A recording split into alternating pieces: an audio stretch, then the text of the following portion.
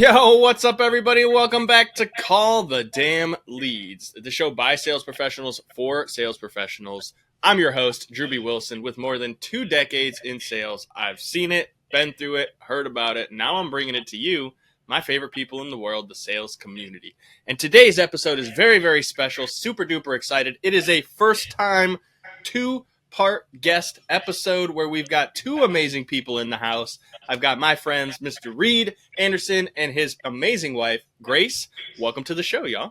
Thank you. Thank you for having us, Drewbie. Thank you for that awesome welcome. We're excited to be here. I am excited to have you guys. One of the things that's been really fun about my journey getting to know Reid is seeing he is an action taker. Like, literally, dude, we had one call. He's like, yep, I'm in. Let's freaking crush it.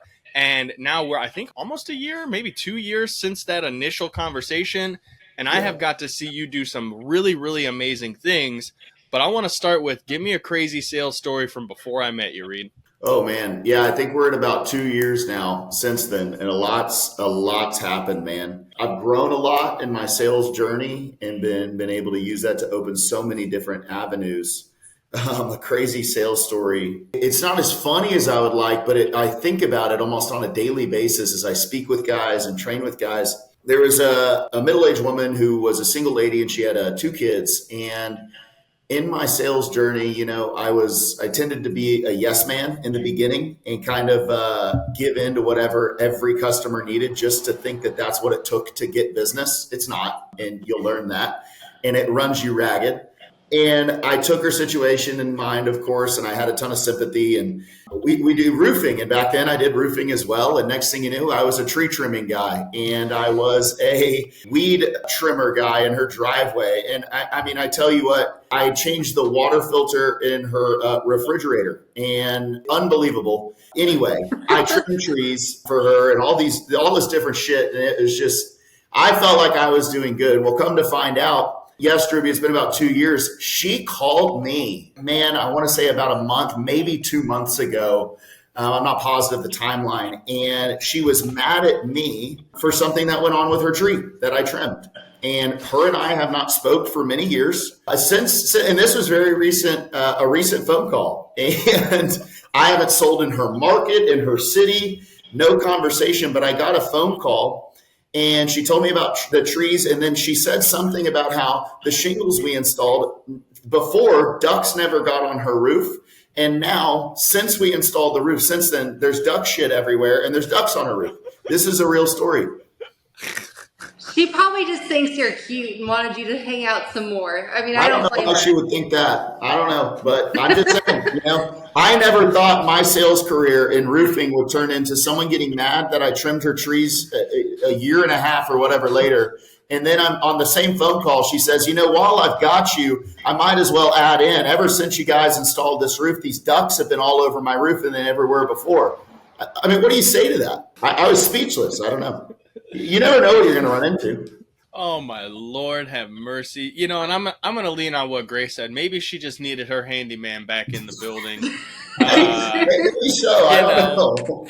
But I love that point, though, because there are so many people in their sales journey right now who are listening to this, and they're probably listening to it while they're trimming those bushes and doing these weird tasks for somebody that they're like, this is not even anywhere within my responsibility. Why am I doing this? We're going to circle back on that. I'm going to write that down because I know, Grace, I want to hear your crazy sales story, too, because I know that you got something for us, too. Oh, she does. She's got some. Oh, boy. No pressure. I love going door to door. I know there's not a ton of people who love it, but I love it. I talk to everybody and their dogs, especially their dogs, honestly. Whenever I was first starting out door to door, I was going to a neighborhood, generally friendly neighborhood, but there was the HOA, and you know how it goes whenever you're in a neighborhood that has a HOA. Things are really by the books. Well, I went up to somebody's home, and this gentleman comes out with a badge on his hip.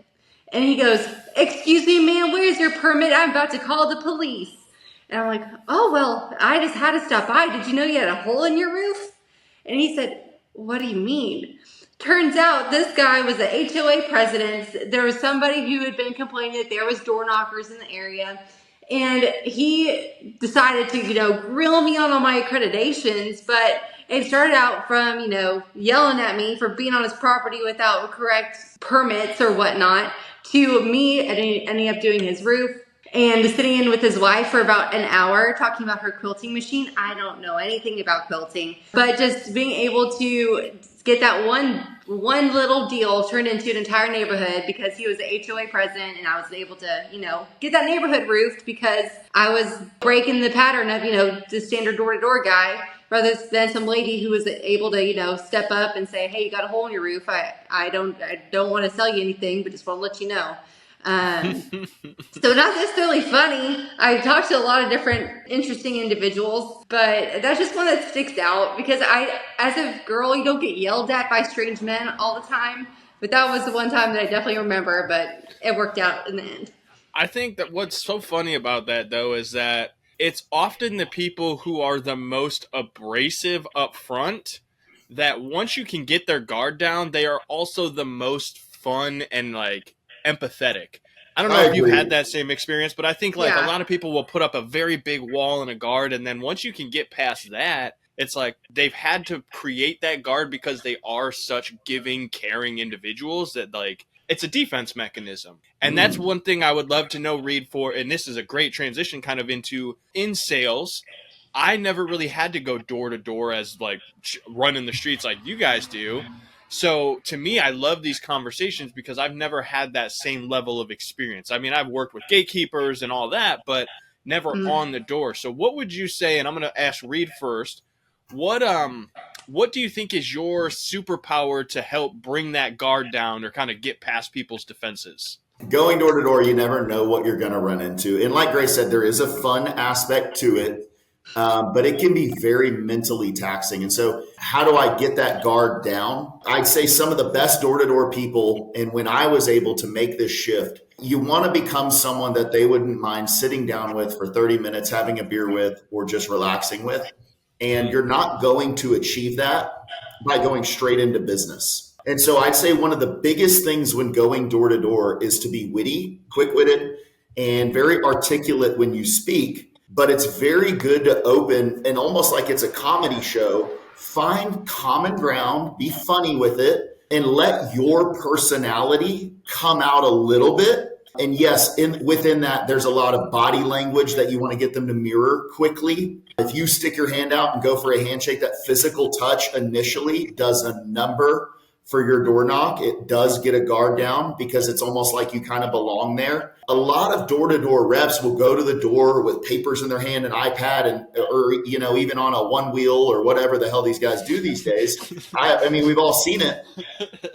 And it's almost bad. I almost make it seem like I'm just someone who was just walking in the neighborhood and I wanted to come by and say hello and let you know that I just saw a red flag. If you guys think it's a red flag too, we can continue to talk. But if not, no worries. I'm going to just head down the road and continue my walk. And I feel like if I have that mentality rather than, hey, I'm trying to sell you out of the gate, whether you want it or not, I open with just some personal conversation, maybe something funny, and get their guard down and then say, hey, well, look, the real reason I stopped by was, and look, before you slam the door in my face, just 30 seconds, take a look at this real quick. I noticed this going on. Now, I don't know if you've noticed this or had someone point it out, but in the past, I've seen to where that results in this. Does that kind of concern you a little bit? Oh, it does. Okay, perfect. And then we can kind of go into a little bit more. And if the answer is no, I'll talk about it and I'll say, hey, here's what we've run into. And if they don't want to hear it, they don't want to hear it. But you've got to win them over in the first 5-10 seconds. And also that goes in the way you present yourself too. People don't want to do business with scrubs. So you don't want to look, like a construction worker or a blue collar worker. You want to look like you were just looking for your golf ball in their front yard, wearing a nice shirt, nice pants, and just be presentable. But I've noticed, like Grace said, those people that are very abrupt in the beginning, the best way, open with a handshake and the biggest smile and just be so happy to be there. Because if you're so happy and you're nodding and you're already just going, hey, what's going on? It's really nice to meet you. My name's Reid. Man, those flowers you have in the front yard are beautiful. My wife and I are just wondering about who you used because we live nearby and we're looking for a landscaper as well. And then you open up into this conversation about the flowers. And however long you can carry that, the longer you carry it, the better. And that was just one off the cuff example. But when you have a house in front of you, there's always something you can find to relate to. Always. I love that. Grace, what do you think? You got something different from that? For me, it's a little bit different because, I mean, if you're a female going door to door, you have different advantages. But overall, the same principles stand. As a female, you are a break in the pattern, right? They're used to seeing guys, you know, who are showing up with their company logo on their polo, just saying like, hi, I'm Grace from Infinity Roofing or from blank roofing. It doesn't really matter who they are because it sounds like the exact same pitch. Well, when a female opens the door or is there when they open the door, they are like, what is she doing here? And you have a couple extra seconds. So I use those couple extra seconds. It's not, you know, that you get leads just because you're a girl. That's not how it works. Well, how it works is getting that extra time and utilizing it. So instead of, you know, being that nice, bubbly, sweet person that I could be at the doors by like, hey, oh my gosh, I love those lawn chairs at those Restoration Hardware. No, I'm not going to open with that because I need to show that I know what I'm talking about from the get-go. So it was a different approach for me. And this is what I teach the other female reps. I said, like, hey, I'm here for a very intentional purpose. Not like, oh, I was just in the neighborhood. Like Reid said, like, oh, I had to stop by because of blank reason. So for me, I make sure like, hey, I'm Grace, but I just had to introduce myself because I noticed a few things. Come take a look. And I want to make sure that I initially just have that place of power within that pitch saying like, hey, I had to stop by and talk to you specifically because of these specific things that I see. It's not like, oh, I'm just in the neighborhood, just like hoping you're having a great day. Because as a female, you're going to get taken a little less seriously if you don't go kind of for the kill pretty close to the very beginning there. So it's a little bit of a different approach, but that same look about you, all sales professional, this is kind of sounds funny, but whenever I teach other people how to recruit for sales, the one key thing that Reid and I have kind of determined that makes a good salesperson is from the interview is if they are presentable enough to be able to pick up somebody from a bar and take them home. You know what I'm saying? And so this is what we mean by that. Presenting yourself in a way that if you have good looks, you do have a couple extra seconds. But you have to be witty and you have to be personable and maintain their attention enough to get to the close, right? But if you're lacking in looks, lacking in anything, you have to make up for it in wit and being quick on those responses at the doors or in any type of sales position, right? So if you're witty enough, you can make the close, whether you're taking someone home or closing a deal at the door. Funny is money. That's what I've been told. Hey. And I like to lean on that because, like, it's true. I mean, and Reid and I can kind of, we fit this because we're both covered in tattoos. We both kind of have a look of, I don't know, is this guy here to rob me or is he actually going to help me put a roof on my, like, I don't know. Yes. And I'm judging because you and me are the same, Reid. I'm not judging because I'm judging. I'm judging because this is how it is. I get it, right? But I love how, Grace, you also approach that it's about authority. Because when we approach, we do have more of an authoritative stance. Whether they know us or not, they immediately look and go, man, these guys aren't somebody to be messed with. Whereas, right. and again, I don't have this perspective because I'm not a female, but I love how you approach it and say, hey, even though I could lean on that, I don't because I don't want to give them the wrong impression or set the wrong intention. And with sales, especially building rapport and when you're on the doors, as you have to make sure that there's relatability and also authority, because if they can walk all over you, they will. And that's typically where they'll control the conversation. And as a professional, I think you did a great job of alluding to like, hey, I don't want to give them the chance to take control right off the rip. I want them to know I'm there for a reason. And then we can kind of move into the more friendly relationship side, but let's not get it twisted from the start. So I think that's really, really powerful. And what I would love to know, and Grace, I'm going to ask you this question first around, when it comes to recruiting, because this is one of the things I think a lot of business owners and entrepreneurs that I speak to right now, they seem to find that the hardest thing to do is get people to come and work for them and to actually work hard once they're there. So you mentioned a little bit some of the things you're looking for as far as aesthetic and ability to communicate, I think is a great way to put it. What are you doing to help bring in people who are excited to be a part of what you guys have been going on at Infinity? So the main thing that I tell people to look for is keep your core values at the front of your mind. So if it's excellence, if it's accountability, if it's leadership, whatever your core values are, you have those in the forefront of your mind. And instead of just saying like, oh, like what are some things that are important to you? Don't let them know your core values ahead of time. If they're going to fit your company culture and they are going to work hard and stay excited in the job, they're going to stay excited in the company culture. For example, if your core value is excellence, you ask them, so how are you pursuing excellence in your life right now? And if they immediately have an answer, whether it's in the gym, whether it's I like to read books, listen to podcasts, whatever it is, if they have an immediate response of how they're pursuing that core value, that's one check mark and they're going to fit in well here. So knowing that they're going to fit in well from the very get-go, that's going to have them continue to succeed in your company while they're learning, right? Because sales, you can teach sales. You can't teach character. So that's the biggest thing, is making sure that they align with your character of your company immediately off the bat. I mean, actually getting them to close the deals, that's up to you as a leader. That's up to your training, right? But having those core values that are really, there's like probably 50 other different things that you really can fine tune to make sure you get the exact right hires. But those are the foundation of what makes a good hire. Yeah, I think culture and core values is a huge part. And that's something that if you've never experienced exactly, it's hard to implement right away. It's something you kind of have to do and screw up a few times before it really starts sinking in and making sense to even in the people on staff at the highest level. I mean, I've been in organizations where the core values are something that are hammered every single day, every single week. And there are still people that are at the upper echelon that are like, yeah, we got core values. And it's like, okay, but what are they? And like, well, this and that. Yes. And you can see how those organizations, they may do well for a season, but there are times where it's like, hey, if everyone isn't 100% bought in and have that diehard belief in these things, you're going to start to see cracks in the armor.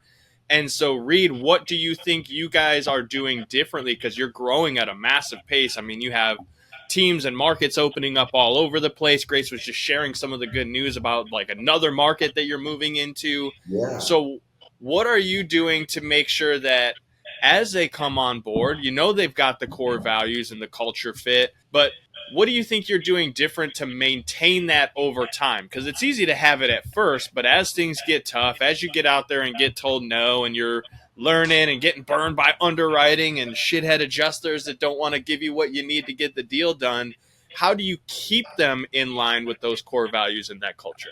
Well, there's two parts to this question. And part one is when you're in one specific market and you've got a team, 15, 20, 30 people, you're able to have in-person meetings and you're able to clearly in person remind everybody of the vision, why we're all here, and what the whole end goal is.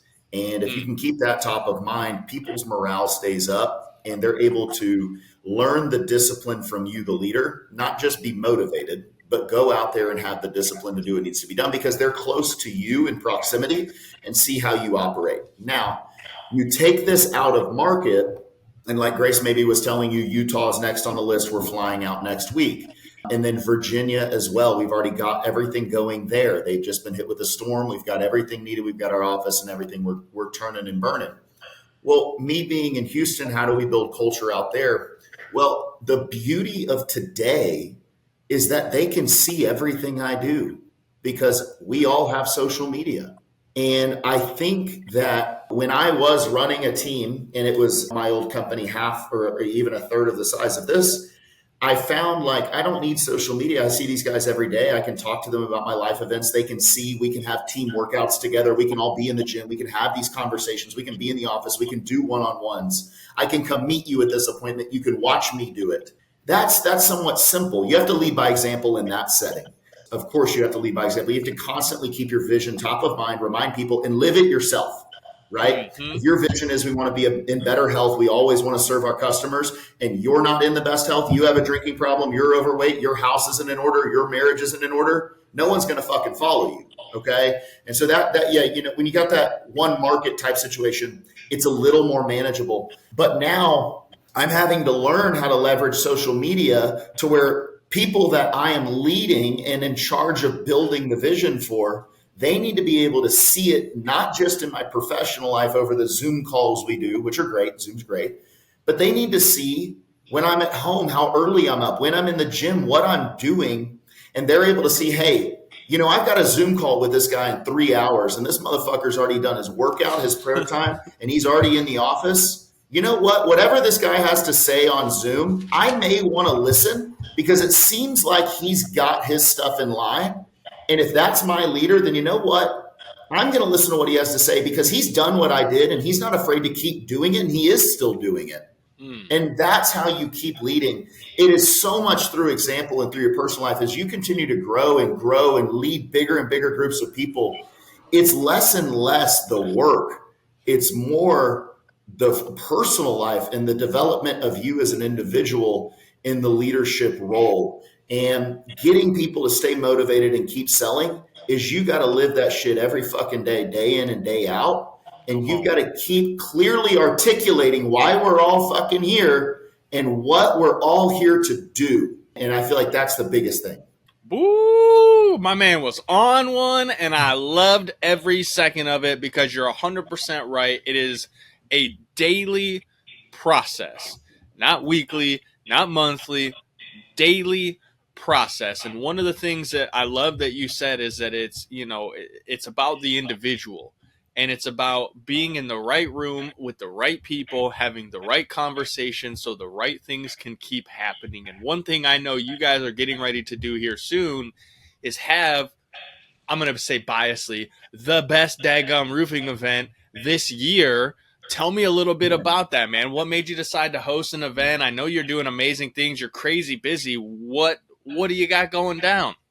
Man, I feel like we have gotten to a level at Infinity that we want to give back. We're cranking out more than 4,000 roofs a year. Even with all the rain this week, we're cranking out over 60 roofs nationwide this week with all the rain and hurricanes going on. We're cranking out 90 on a good weathered week, getting close to 100. And it's like, you know what? We're going to keep growing and doing our thing. And we've got that going and we've got our systems in place. Now let's give back because roofing is kind of like the Wild West, and there's a lot of shady shit that goes on and a lot of things that homeowners aren't aware of. And so if we have the opportunity to make our fellow contractors better and provide them the correct way to operate in business and to do the things that we do and duplicate it, there's enough roofs out there for everybody, Drewbie. There is, okay? And we don't need to fight tooth and nail and be angry at each other.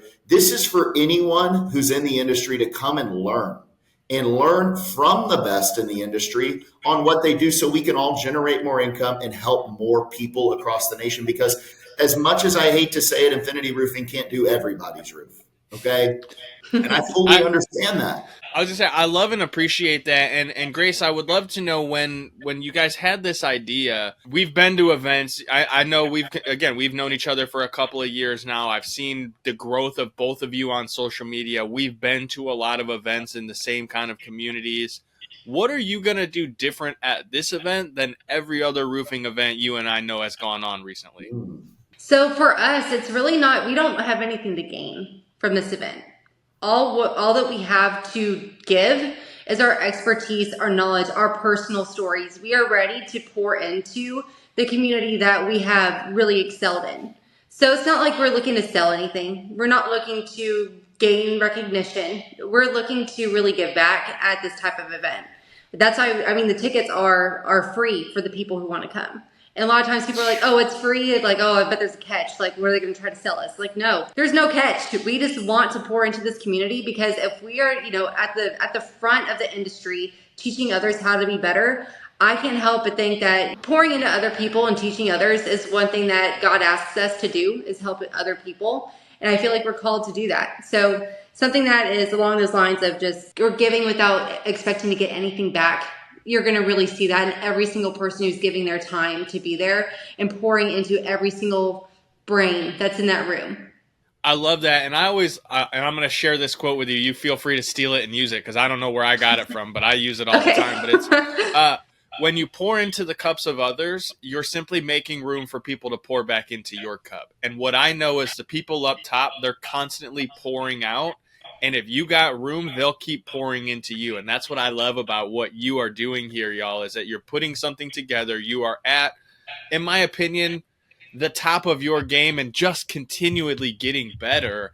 And I see this abundance. I see you continuing to pour out and to give back to the community. I see every day. I love watching the two of you on social media because you inspire me to get up and get my butt moving, because you're an hour behind, you're an hour behind me in Texas now. So I'm like, I got to get up before them. That means I got to be up at 3 because they're in that freaking driveway with them weights doing cardio at like 4. Dadgummit, I got some work to do. But no, I really appreciate having the pleasure to watch your journey, to see you continue to give back to the community. And what is the best way, if someone's listening to this, maybe they're in roofing or they're considering it and they're in the DFW, Houston area, right? Or is it in DFW? Remind me. Houston. Okay. If you're in the Houston area, what is the best way to grab a ticket to get locked in to be a part of that event?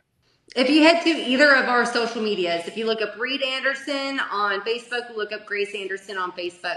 We are posting that link to just reserve your seat pretty much every day. Same with other people who are speaking at the event. I know Tony Tavares is also speaking. He's putting his that link up there on his social media. Then that's public as well. So literally find us on social media. And if you can't find the link, DM us. We're 100% happy to connect you to get your spot reserved. I love that. And I will be sure to make sure I drop that link down in the show notes and put it on the page when we send this out, because I have had the greatest time getting to meet you, to know you, to watch your journey, and to now see you continuing to take that knowledge and pour it back into the community has been absolutely amazing.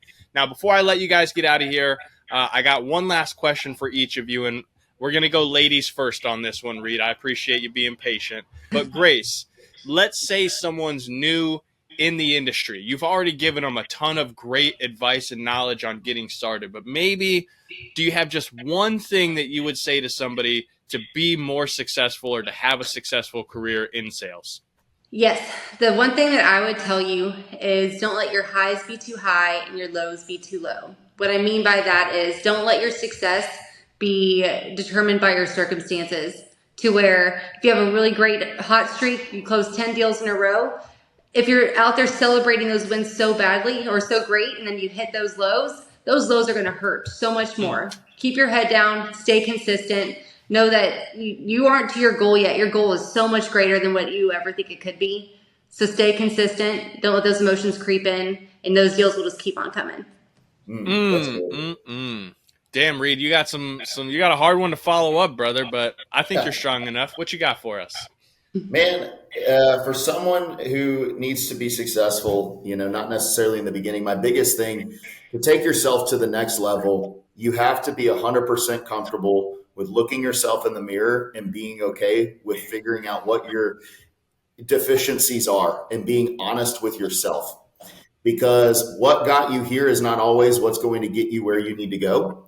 And there are always changes and shifts that need to be made. And so I've found that the highest level individuals that I've had the blessing to work with are the ones who are 100% okay looking themselves in the mirror, and they're able to identify where they can improve, but also just as importantly, what they're doing right. And they're willing to take advice from anybody. I freaking love that. And I think that's one of those things that only can be developed through time, effort, and energy, because, man, we can tell people this until we're blue in the face. And you and I both know we've had some amazing people that have come through and we thought the world was their oyster, but they didn't want to trust the process. They didn't want to be coachable. And ultimately, that's what's allowed the two of you to reach the level that you're on and to continue the absolutely crazy ride and the growth that you're experiencing, which I am so excited to be a part of in a small, small way. So if you're here with us today and you like the show and you're in roofing, you're in the Houston area, you want to be a part of the event, go grab the link from the show, reserve your seat, show up, pay attention to what Reid, Grace, and all of the other amazing speakers are going to share with you, and go and implement what you learned. That's the most important part, because we can tell you all of this, but if you don't do the work, you'll never get the result. Reid, Grace, thank you for being a great example of doing the work, for motivating and inspiring me to keep getting up and crushing it. And I know for setting a great example for that little baby you guys got there at home. So thank you for being here, a part of the show. Anything you guys need, you know where I'm at. You come and find me. Anything you want to leave before we get out of here today? Call the damn leads. That's what I'm talking about. Call the damn leads. You guys know what it is. Call the damn leads. If you have a great story, head over to callthedamnleads.com/podcast. Send us your information. We'd love to have you on the show. Until next time, we'll see you then.